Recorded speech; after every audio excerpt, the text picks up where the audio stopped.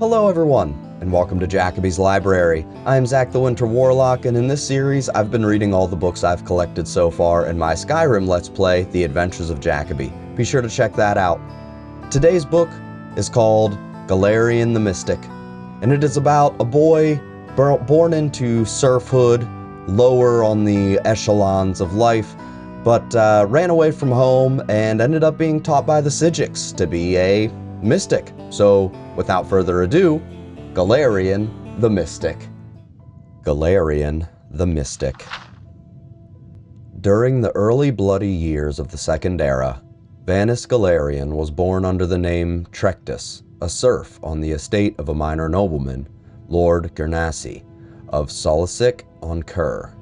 Trectus' father and mother were common laborers, but his father had secretly, against the law of Lord Gernassi, taught himself and then Trectus to read.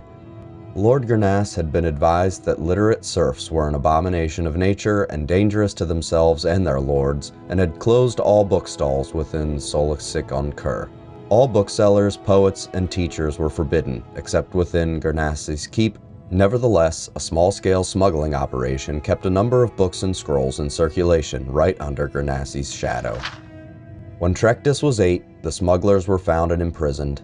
Some said that Trectus' mother, an ignorant and religious woman fearful of her husband, was the betrayer of the smugglers, but there were other rumors as well. The trial of the smugglers was non-existent and the punishment swift. The body of Trectus' father was kept hanging for weeks during the hottest summer Solicic on Kur had seen in centuries. 3 months later, Trectus ran away from Lord Gernassi's estate. He made it as far as Alinor, halfway across Somerset Isle. A band of troubadours found him nearly dead, curled up in a ditch by the side of the road. They nursed him to health and employed him as an errand boy in return for food and shelter. One of the troubadours, a soothsayer named Heliand, began testing Trectus' mind and found the boy, though shy, to be preternaturally intelligent and sophisticated given his circumstances. Heliand recognized in the boy a commonality.